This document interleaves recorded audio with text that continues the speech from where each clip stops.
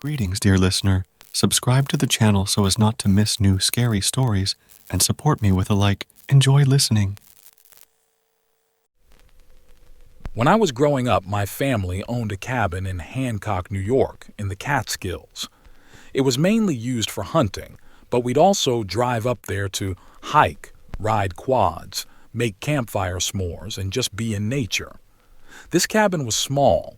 It was actually a trailer that was affixed into the ground and then added onto slightly. Because of this, my cousin and I would share a big bed in the main part of the trailer, and my dad would sleep on the couch, but we were all virtually in the same room. One night when I was about 10, I woke up to use the bathroom in the middle of the night and saw a man standing at the end of the bed staring at me. I knew instantly he was a ghost, as he was translucent and was dressed like he was from the mid-1800s. Quickly, I threw the cover over my head and squeezed next to my cousin, terrified. I must have passed out because the next thing I knew I was on the floor of the trailer, next to the couch. I could hear my dad snoring loudly, but every time I tried to reach out to wake him up, something would grab my hand and pull it back. The next morning, I woke up on the floor of the trailer with my hands over my head. I woke up in an even weirder position the following night when my cousin and I awoke with the bed covered in vomit. It was from me, but I had no recollection of throwing up, and I'd never thrown up in my sleep before. But wait, didn't you say in the title that there were multiple scary travel stories? Yes, and that's where things get even more creepy. The next 2 times that I went to the cabin, I ended up waking up covered in my own vomit with barely any recollection of throwing up. This is something that had never happened to me before, but yet it was happening constantly at the cabin. Eventually, we sold the cabin, though years later I was told that a family member once claimed to see a UFO landing in the yard when he got up to use the toilet at 3 a.m.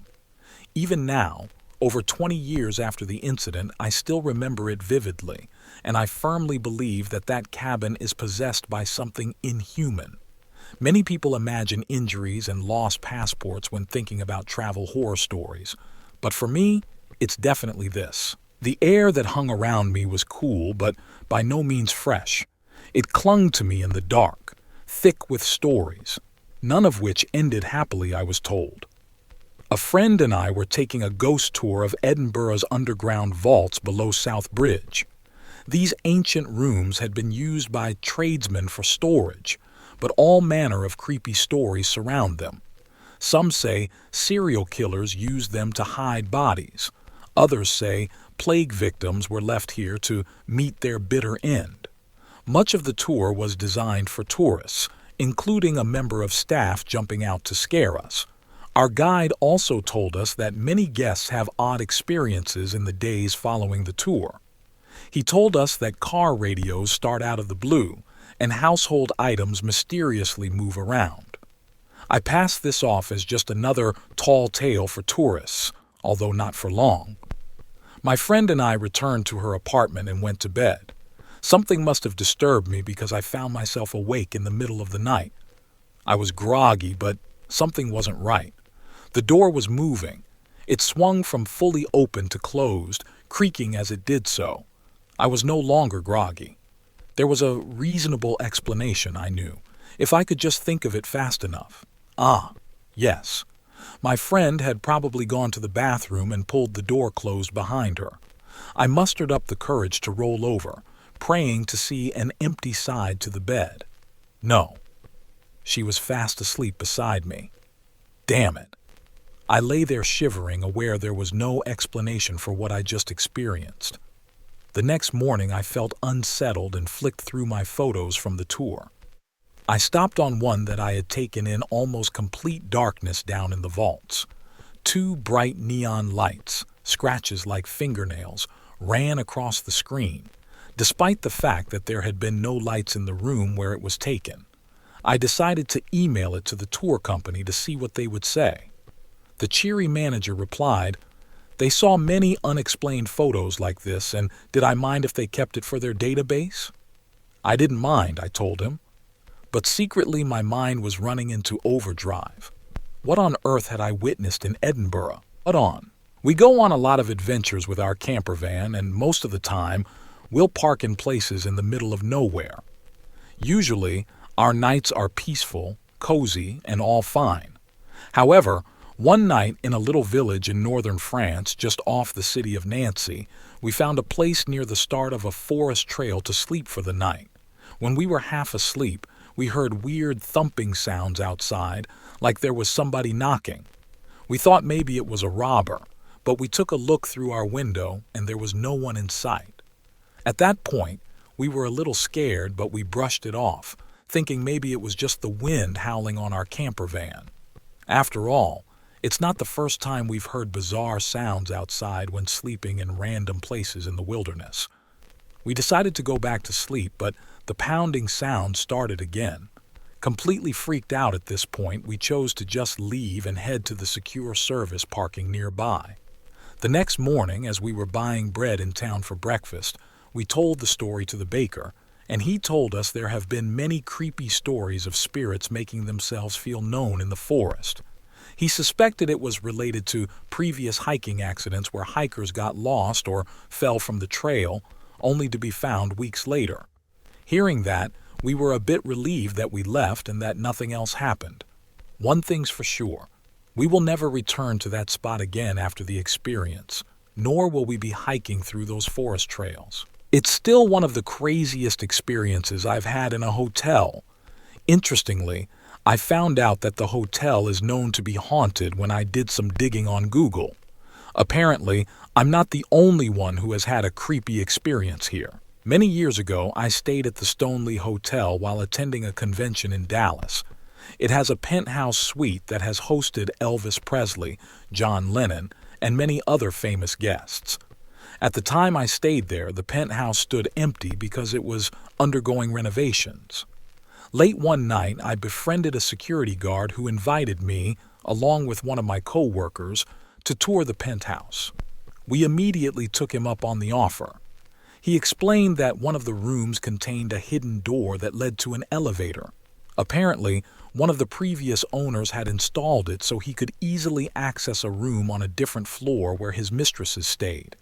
The guard informed us that one of the ladies had fallen to her death in that elevator shaft. He said employees could sometimes still hear the creaking sounds of the elevator, even though it was no longer in use. My friend and I separated as we meandered through all of the rooms on the penthouse level. Even under its state of construction, the beauty of the space was clearly evident. We both had cameras with us and took lots of photos. At one point, I wandered down a narrow hallway that appeared to be a servant's prep area of some sort, which led to the kitchen. The lights weren't functioning at the time, and it was after midnight, so it was difficult to make out all of the details. Once I was a few steps into the space, I immediately felt cold and my instincts told me to turn around, so I did. I continued exploring the rest of the space and eventually met up with my friend on one of the balconies. We chatted with the security guard for a few moments, thanked him, and then left. It wasn't until the next day when we were driving home from the convention that we started discussing the details of the penthouse. I asked if she'd noticed the dark hallway that led to the kitchen, and she said yes. I told her I'd started to walk down the hallway but stopped myself because it felt cold and creepy, even evil. She was nodding her head in agreement and started excitedly telling me how she'd started walking into the same space and had been overcome with a feeling of pure evil. She described it as a very tangible, physical sensation and said she immediately turned around and left the space. We were both fascinated that we'd felt almost the exact same feelings, in the exact same area, yet neither of us mentioned it to the other until almost a full day later. In 2011, the time of our stay, the hotel kept a big file of reports from guests, including one woman who ran out of her room shrieking, wrapped in a towel. A ghost had interrupted her shower. Next breakfast, Sailor Phobia waved her phone triumphantly in the air. "Look, look!" She'd taken a picture. Her, facing the bathroom mirror surrounded by steam. Everyone crowded around. "I can see a face. A little girl, right?" so creepy. I couldn't make out a damn thing, and I definitely wasn't going to report that I'd woken up in the middle of the night, having a hard time breathing. Something seemed to be sitting on my chest. A very weird and long minute later, a giant black cat jumped off me. I heard my door open and a guy in the hallway, somehow I knew it was the janitor, started waving a child out of my room. I could feel the air as it ran past. Look, I'm sure it was just an oddly specific dream, fueled by too much wine and everybody's stories, and the Maritime is still there. When I search for it, it says, "Save big." Hard no. Every now and then we love heading out on a hiking and camping trip to the beautiful Dominican mountains to enjoy the pristine tropical nature and to escape from daily life. This time we headed from Punta Cana to Loma Linda, a mountain with a gorgeous panorama view and an abandoned restaurant. When pitching our tent, we put it on the old restaurant structures to protect us from the rain. When going to sleep, we left our tent door half open to benefit from some additional ventilation. During the night, we heard many strange sounds as if someone was stepping on the rickety timber planks outside. Of course, there was no one, except a big frog with disproportional big red eyes looking in the direction of our tent. To complete the spooky atmosphere, an old light bulb outside of the restaurant was randomly turning on and off, even though there was actually no electricity. To feel a bit safer and to protect us from the strong winds, I asked my girlfriend if we should close our tent door. She said yes, and just seconds later the tent door was blown up by the wind and literally closed itself. We had a fitful sleep out there, to say the least. The next morning, when we were packing up our stuff, an old man came up the mountain on his horse and asked if we had a good night. Sure. Except for those noises, animals, steps, and the creepy wind, everything was fine. At least the view from Loma Linda was worth it. So if you'd like to explore this beautiful place during your holiday in the Dominican Republic, maybe you should come during the day. After spending an afternoon exploring a cemetery in San Cristobal de las Casas, Mexico, I woke up in the middle of the night in the throes of a terrible nightmare. In my dream, I was strapped to the spokes of a burning wheel as it rolled down a field of dry corn stalks. Just as my hair burst into flames, I sat up and saw my clock flashing 666. After washing my face in the washroom, I looked in the mirror and saw black wings fluttering behind my head almost like bats. I felt a presence in the room, yet when I turned around, nothing was there. I stayed awake all night, unable to sleep. At daylight, I left the hotel to get a coffee. If this wasn't one of the craziest travel stories you ever heard yet, as soon as I stepped onto the street, a black bird fell dead from the sky at my feet. Then, a man was hit by a car directly in front of me. And then the young stray dog I'd been feeding for close to a month was lying dead by the side of the church. I felt as though I was a veritable walking plague of bad luck. Not knowing what to do, I continued with my plan to visit the Museo de la Medicina Maya. It's dedicated to the preservation of natural medicine, therapeutic treatments, and traditional practices of the Tzotzil and Tzeltal peoples of Chiapas. In addition to the herbal garden and displays, there was a community space where it was possible to have a consultation with a local shaman. With the assistance of a translator, I was told I had committed a transgression and was being pursued by malevolent spirits or energies attempting to attach themselves to me. He wrote out a prescription for the materials for a spiritual cleansing, and I got it filled by a woman tending one of the stalls in the market. I returned to the Mayan Center with a variety of products including eggs, basil, and fragrant herbs in a basket. After a rigorous process that involved chanting, copal, smoke, and herbs, he declared I was cleansed of the spirits. He suggested that in the future, I protect myself spiritually before wandering around in areas where lost spirits or negative energies may be residing or searching, such as cemeteries. I left the clinic very grateful to be free of the negative energies and to have learned a lesson. I now try to remember not to frequent potentially dark places unless I protect myself according to the shaman's instructions. I just arrived at a tiny hostel a short journey from Huaraz after a few days of hiking and camping in the mountains of Peru. It was the only accommodation for miles was completely empty, and the place was run by a very old but welcoming Peruvian couple. The owners happily greeted us but also seemed surprised that we'd found them.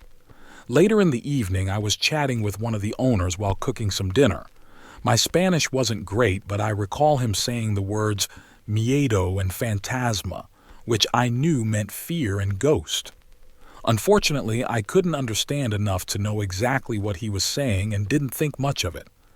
After days of heavy hiking and a bit of altitude sickness, I crashed early, looking forward to the first night in a bed for a while. That's when this officially turned into a scary trip story. I conked out immediately, but then became slightly conscious after hearing noises from outside the room.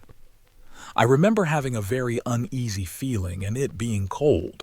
I kept on looking up towards the door and noticed it was slightly ajar. Slowly, I saw a small figure-like shape sitting by the top of the door with an ominous face looking down on me. I felt rigid just staring at this figure above the door. By this point, I was feeling truly scared. All of a sudden, I shot up in my bed, dripping with sweat, and realized that it was just a dream. I felt a strange feeling of half-awake relief, and then looked back up towards the door to see this dark figure was still perched up there looking at me. The feeling of panic that followed was indescribable. I completely froze in terror for what seemed like ages, just staring at this figure. I then woke up, again, just like I had, but with much more sensation and a gasp of breath. The first time waking up was part of the dream. I'd never experienced anything similar before, or again, after that night. I spent the rest of the night too damn terrified to fall asleep and trying my hardest not to look at the door. The next morning, I spoke to the other owner who spoke clearer English and told me that people had said the room was haunted by a ghost. I struggled to sleep in hostels for a long time afterwards. Ramping up for some video production work in NYC, I'm Michigan-based, our producer sent an email. How did we like the Maritime Hotel in the Meatpacking District? It looked a little goofy, maybe, with its round porthole windows and old-timey wood-paneled lobby. But why not? Before I could write back, an email from a coworker arrived. Is there any way we could not stay here? I have a thing about nautical stuff, also clowns, and dolls. Cue my eye roll, an urge to buy a clown doll in a sailor suit. Our producer, unswayed by phobias, booked the rooms. Our first night, I experienced nothing remotely ghosty. But sure enough, that coworker arrived on set looking traumatized. I heard kids whispering in my room last night. "You're at the Maritime?" piped up a crew person. "Whoa, that place is haunted." The frequent reports of hauntings at the Maritime are most often attributed to a period in the 80s when, as Covenant House, it hosted wayward teens who were not particularly well treated. Sometimes, what you see in scary movies can resemble true horror travel stories, which is exactly what happened to me. When traveling to Banff to see the Canadian Rockies, my sister and I decided to stay at the Fairmont Banff Springs Hotel. The historic and famous luxury hotel opened in 1888 and looks like a beautiful haunted castle. I did some research online and learned that it indeed had a creepy, haunted past. Some say that ghosts roam the halls like a 1920s bride who tripped and fell down the stairs to her death. The biggest mystery is of the missing room 873. Every floor except floor 8 has a room ending with the number 73. Rumor has it that a man went crazy and murdered his wife and kids in this room. Apparently, the hotel boarded up the room since there were complaints from guests and staff of weird events occurring, like reappearing bloody handprints and violent screams in the middle of the night. However, Today they say they combined it with room 875 to make it larger.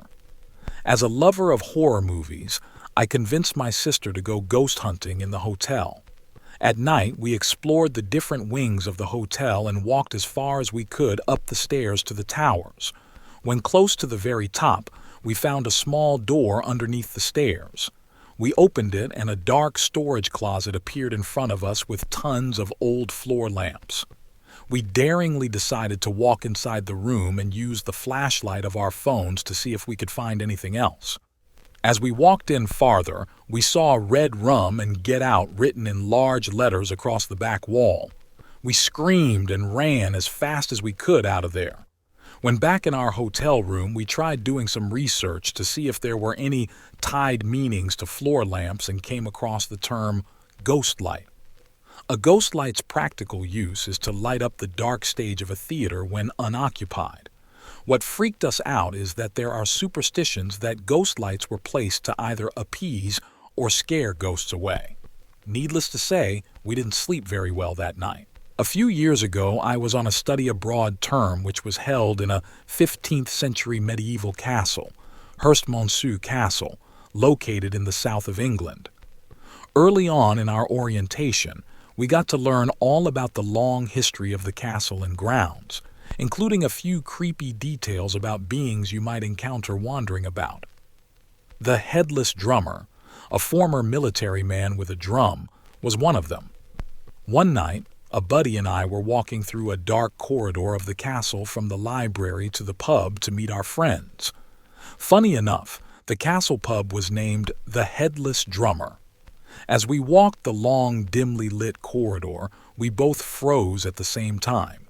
We thought we could hear something, drumming, snare drumming, faintly tapping, but definitely, unmistakably drumming sounds. We looked at one another with wide eyes, half smiling in disbelief because there was absolutely no way we were both actually experiencing this at the same time. Half panicked because we were both hearing what we were thinking we were hearing. I said to my friend, "Tell me you're hearing that too." My buddy looked right back at me and said without a pause, "I swear I am hearing that too." Our amused disbelief turned to sheer panic and we sprinted out of that corridor.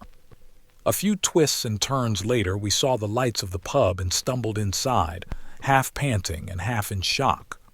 When we saw our friends sitting at a table, they said, "Whoa, you look like you've seen a ghost." To which we replied, "No, but we heard the drummer." We needed a few pints to calm our nerves that night and walked home with the large group just in case. Here is one of our wildest short adventure stories.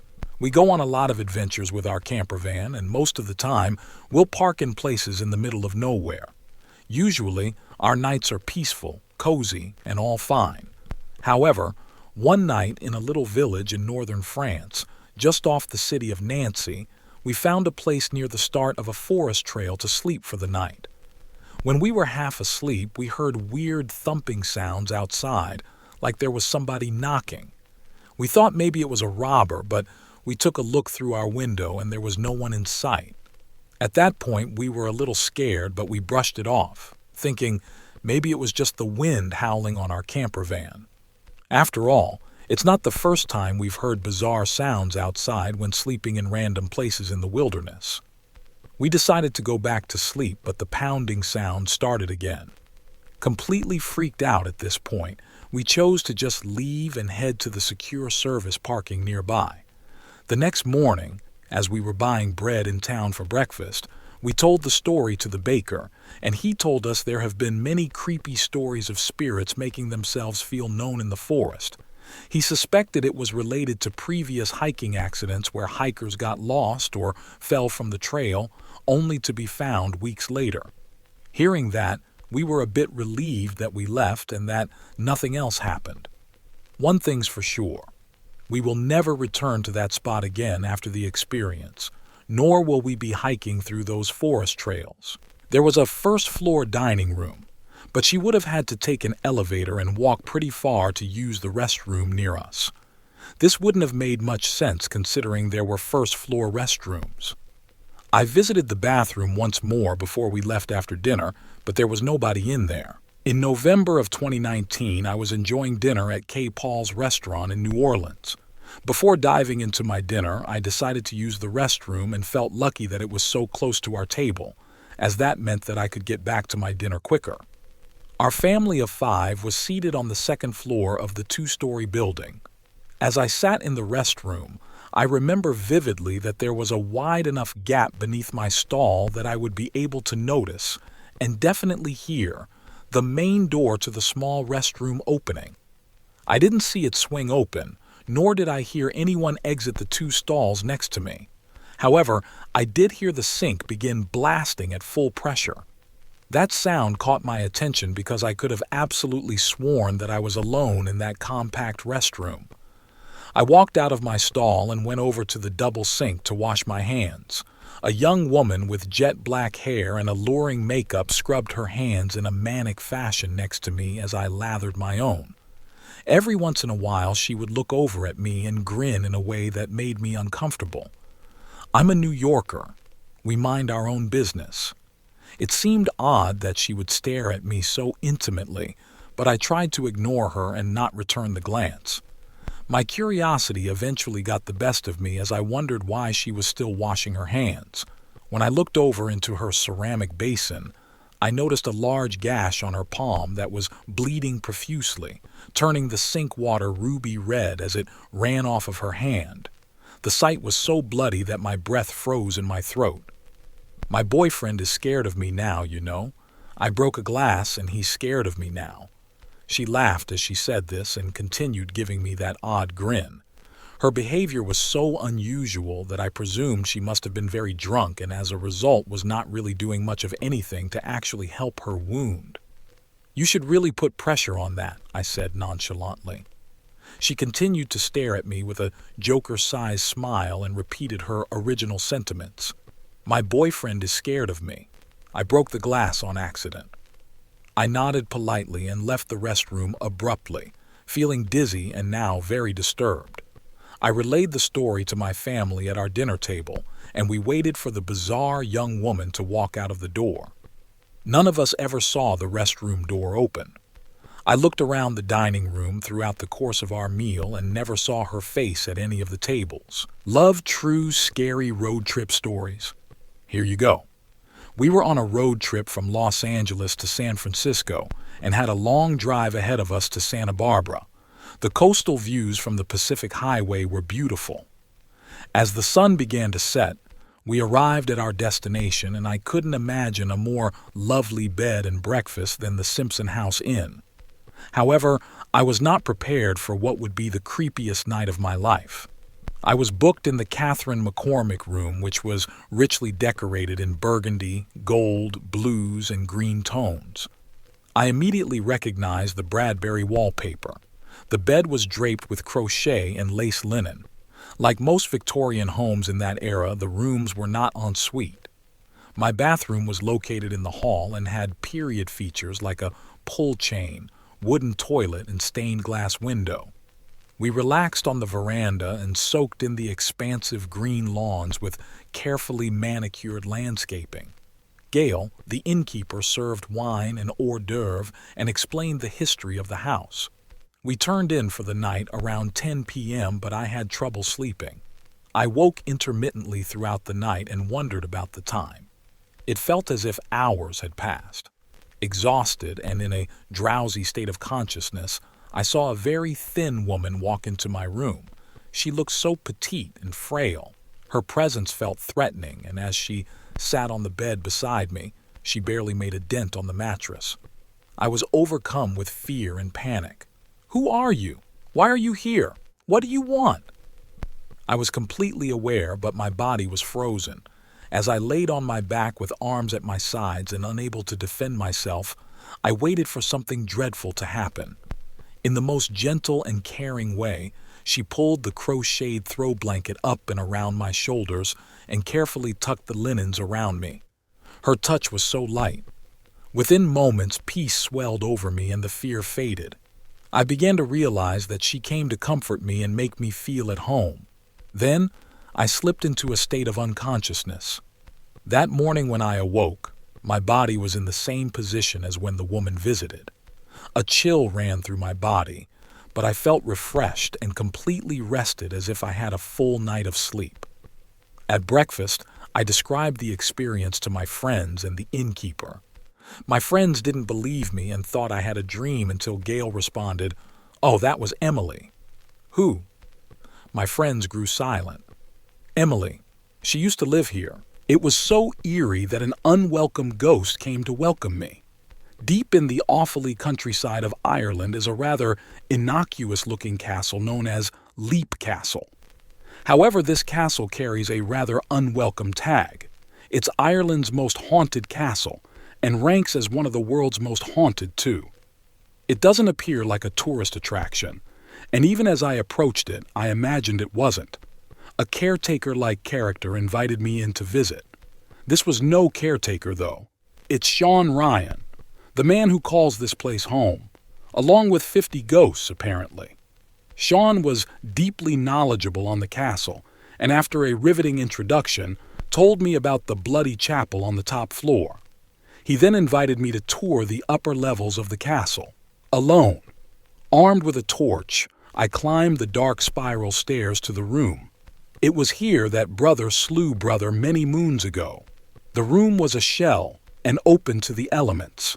It would come as no surprise to anyone that this was a place where something terrible had happened.